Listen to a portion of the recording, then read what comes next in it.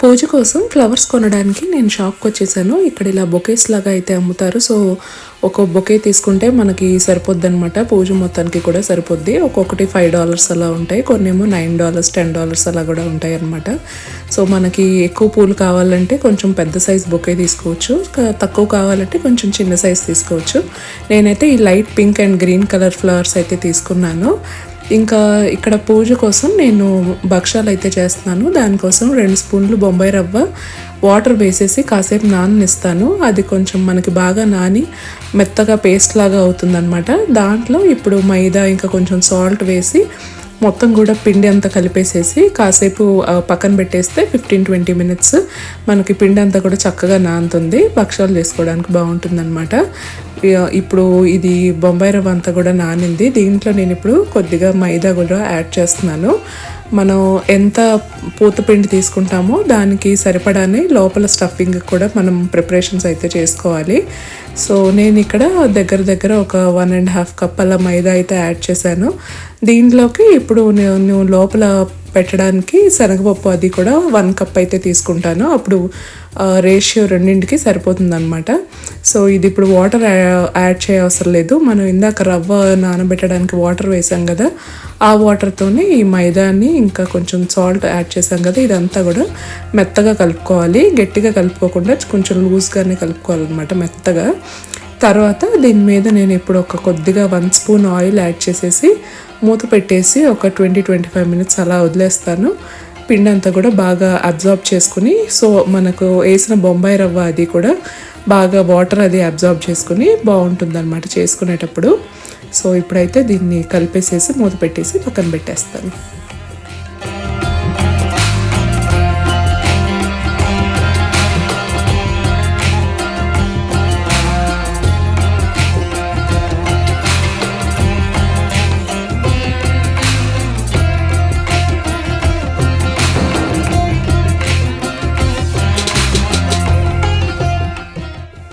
ఇప్పుడు మైదా అంతా కలిపేసి పక్కన పెట్టేశాను కదా. ఇప్పుడు లోపల స్టఫింగ్ కోసం నేను ఇక్కడ పచ్చిశనగపప్పు 1 కప్ అయితే యాడ్ చేసుకుని వాటర్తో బాగా వాష్ చేసేసి ఒక 3 టైమ్స్ నేను దీన్ని నార్మల్గా స్టవ్ మీద మామూలు స్టీల్ కడాయిలోనే బాయిల్ చేస్తున్నాను.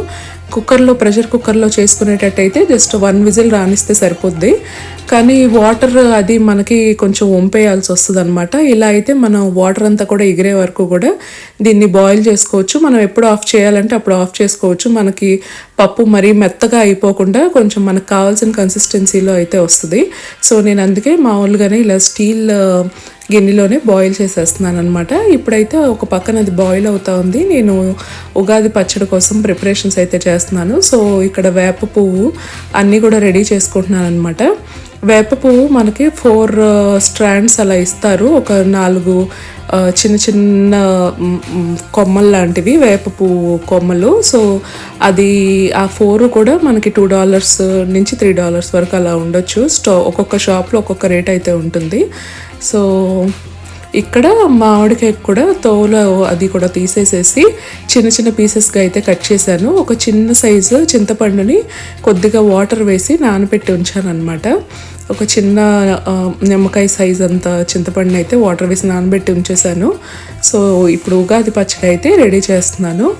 దీంట్లో నేను మామిడికాయ ఇంకా చింతపండు గుజ్జు వాటర్ ఇంకా కొద్దిగా మిరియాల పొడి, సాల్ట్, బెల్లం పౌడరు ఇంకా ఈ వేప పువ్వు అయితే యాడ్ చేస్తానన్నమాట. ఇంకా ఇది అన్నీ కూడా బౌల్లో యాడ్ చేసేసుకుంటున్నాను. ఇవాళ నేను ఉగాది రోజే మనకి వసంత నవరాత్రులు కూడా స్టార్ట్ అవుతాయి. సో వసంత నవరాత్రులు కూడా ఇవాళ నుంచి స్టార్ట్ అవుతాయి. శ్రీరామనవమి దాకా ఉంటాయన్నమాట.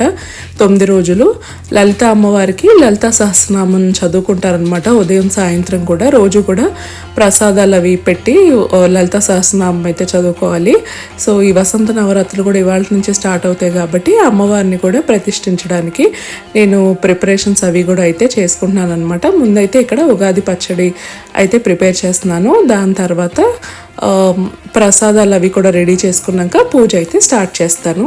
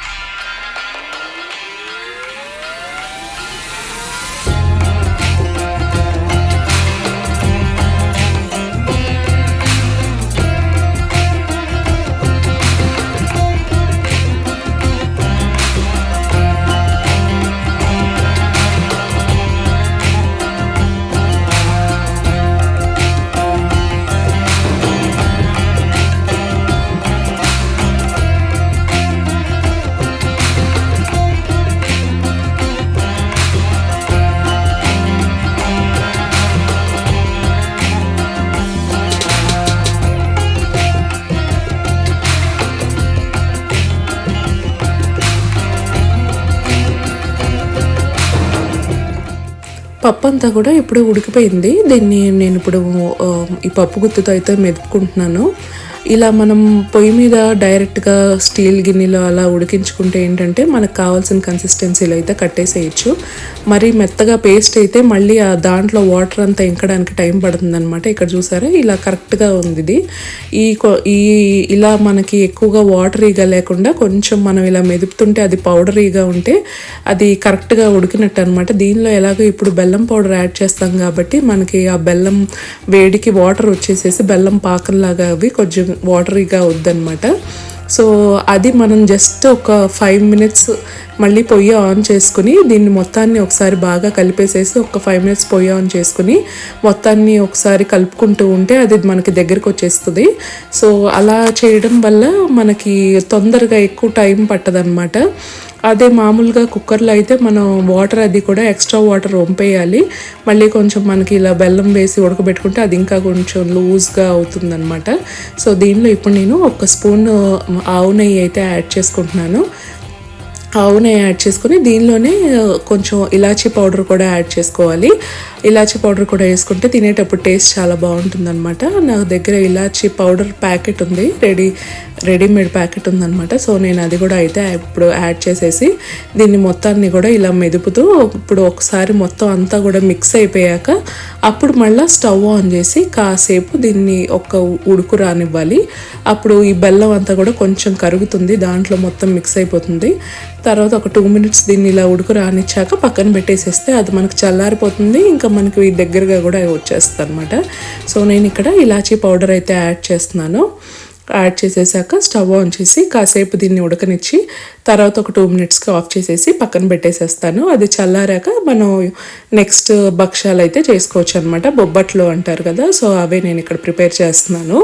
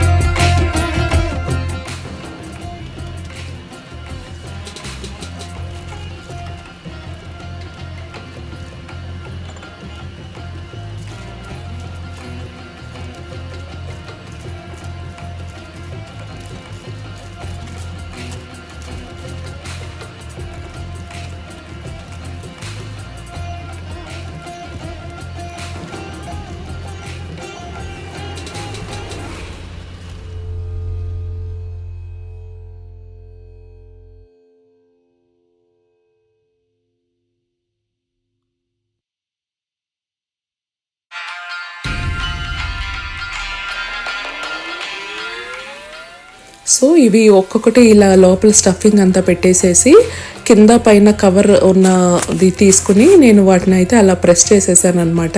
నేనైతే ఇక్కడ జిప్లాక్ బ్యాగ్ వాడాను. ఆ జిప్లాక్ బ్యాగ్లో పెట్టడం వల్ల పక్కన సైడ్ కట్ చేసేసాను అనమాట. జిప్లాక్ బ్యాగ్కి కట్ చేసి దాంతో ఇలా భక్షాలు అయితే చేసుకున్నాను, ఈజీగా ఉంటుందని. మనకి పైన కింద కవర్స్ కన్నా ఇదైతే ఈజీగా ఉంటుంది అనిపించింది. సో చేసుకున్న భక్షాలన్నింటినీ కూడా నేను ఇలా హాట్ ప్యాక్లో అయితే పెట్టేశాను, వేడి చల్లారిపోకుండా. ఎందుకంటే ఒక్కొక్కటి కాల్చడానికి మనకి టైం పడుతుంది కాబట్టి ఇంతలో ఫస్ట్ చేసినవి చల్లారిపోకుండా మొత్తం అన్నింటినీ కూడా ఇలా హాట్ ప్యాక్లో అయితే పెట్టేసేసాను. ఈ భక్షాలు చాలాసేపటి వరకు కూడా మనకి మెత్తగా ఉంటాయి అన్నమాట, గట్టిపడవు. కొంచెం సేపు అయితే మామూలుగా మైదాతో చేసినవి కొంచెం గట్టిపడిపోతాయి కదా, సో ఇవి మాత్రం గట్టిపడవు, చాలా మెత్తగా ఉంటాయి ఎంతసేపు అయినా కూడా. చూసారా ఎంత సాఫ్ట్గా ఉన్నాయో, లోపల వరకు కూడా చక్కగా బాగా కుక్ అయ్యాయి అన్నమాట. సో ఇదంతా కూడా ప్రసాదం అంతా కూడా ప్రిపేర్ చేసేసాక నెక్స్ట్ అయితే ఇంకా పూజ అయితే స్టార్ట్ చేసామన్నమాట. ఇవాళ వసంత నవరాత్రులు కాబట్టి పూజ గదిలోనే కింద పీఠం వేసేసేసి అమ్మవారిని అయితే పెట్టేశాను. పైన అంతా కూడా ఇంకా పూజ అంతా కూడా చేసేసాను. తెచ్చిన పూలన్నీ కూడా ఇలా డెకరేట్ చేసేసాను అనమాట. ఆ శివలింగం ఏంటంటే నేను శివరాత్రికి క్లేతో తయారు చేశాను. సో ఇంకా అలాగే ఉంచేసేసాను అనమాట. రోజు కూడా కొద్దిగా అభిషేకం అది చేసుకోవచ్చని శివలింగాన్ని అలాగైతే వదిలేసేసాను. సో దేవుళ్ళందరినీ కూడా చక్కగా పూలు అవి కూడా నీట్గా డెకరేట్ చేసేసి పూజ అయితే చేసుకున్నాం అనమాట. చేసుకున్న ఉగాది పచ్చడి ఇంకా ప్రసాదాలన్నీ కూడా దేవుడి ముందైతే ఉంచాము. తర్వాత సాయంత్రం పూట మేము గుడికైతే వెళ్ళామన్నమాట. సాయిబాబా గుడికి అయితే వెళ్ళాము. మా ఇంటి నుంచి ఒక 1 hourలో దూరంలో ఉంటుంది. సో ఆ సాయిబాబా గుడికి అయితే వెళ్ళామన్నమాట. ఇంకా పూజ అయిపోయాక నేను ఈ వడలు అయితే వేస్తున్నాను. ఇవి కొమ్ము శనగలు నానబెట్టేసి వాటితో అయితే వడలు అయితే చేశానమాట. మసాలా వడల్లాగా. దీనిలో కొద్దిగా పుదీనా, ఇంకా కొంచెం పాలకూర తురుము, ఉల్లిపాయలు, అల్లం వెల్లుల్లిపాయ పేస్ట్, ఇంకా కొద్దిగా ధనియా పౌడరు, ఇంకా కొమ్ము శనగలు మనం రుబ్బేటప్పుడే దాంట్లోనే పచ్చిమిర్చి కూడా యాడ్ చేసేసి పేస్ట్ చేసేసాను అనమాట. కొంచెం మనకి కచ్చాపచ్చాగా చేసుకోవాలి. ఇది మెత్తగా పేస్ట్ లాగా చేసుకోకూడదు. మెత్తగా చేసుకుంటే మనకి గట్టిగా వస్తాయి అన్నమాట వాళ్ళు. కచ్చాపచ్చాగా చేసుకుంటే తినేటప్పుడు క్రిస్పీగా ఉంటాయి, లోపల చాలా సాఫ్ట్గా ఉంటాయి అన్నమాట. సో ఎలాగో మనం స్వీట్ చేసుకున్నాం కాబట్టి ఇవి కూడా తినడానికి బాగుంటాయని ఇవి మేము తినడానికి అయితే చేసుకున్నాం అనమాట, దేవుడి దగ్గర పెట్టడానికి కాదు. సో ఇవన్నీ కూడా వేయించేసేసుకుని పక్కకైతే తీసేసుకుంటున్నాను. కొద్దిగా ఎర్రగా వేయించుకుంటే బాగుంటాయి అన్నమాట. లోపల దాకా కూడా బాగా కుక్ అవుతాయి. మీడియం ఫ్లేమ్లోనే వేయించుకుంటే బాగుంటాయి అన్నమాట. వాళ్ళు మామూలు శనగపప్పు వాళ్ళు కాకుండా నేను ఇక్కడ కొమ్ము శనగలతో అయితే చేశాను అనమాట. టేస్ట్ అయితే చాలా బాగుంటాయి. సో స్వీట్ హాట్ రెండు రెడీ అయిపోయాయి కదా. సో భోజనం అది చేసేసాక సాయంత్రం నుంచి అయితే మేము సాయిబాబా గుడికి అయితే వెళ్ళామన్నమాట. అక్కడ భజనలు అవి బాగా జరిగాయి, ప్రసాదాలు అవి కూడా పెట్టారనమాట. చాలా బాగా జరిగిందనమాట సాయిబాబా గుడిలో దర్శనం. మీరు కూడా తప్పకుండా చూడండి. సరే, మరో మంచి వీడియోతో మళ్ళీ మిమ్మల్ని కలుస్తాను. బాయ్.